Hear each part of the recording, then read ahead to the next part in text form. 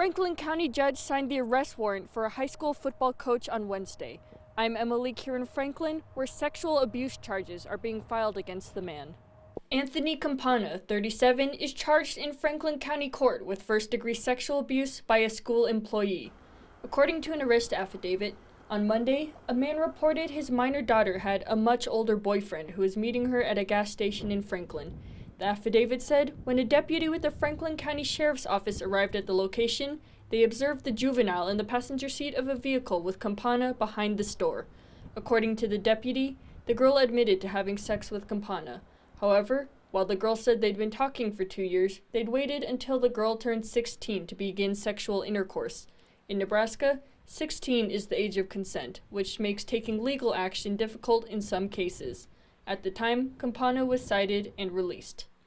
According to the Adams County attorney, as recently as 5 years ago, they couldn't file charges against the school employee having relations with a student as long as both parties were above the age of 16 and consenting.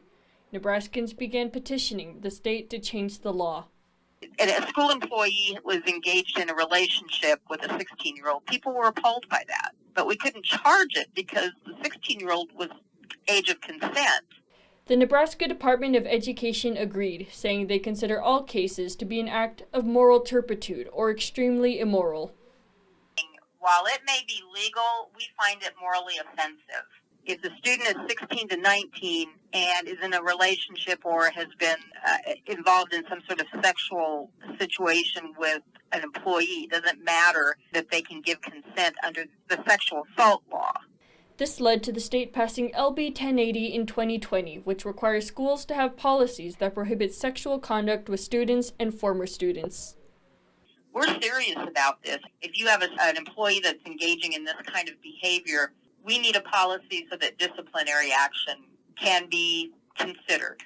According to a statement put out by the Franklin Public Schools, Campana is no longer employed at the district, and they say they are monitoring student safety and well-being. Campana's bond has been set at $10,000, 10% of which must be posted for him to be released from jail. He has not been arrested as of Thursday afternoon. Emma Leak, NTV News, Franklin. Thanks for watching. Please hit the subscribe button. And for the latest news anytime, download the NTV News app.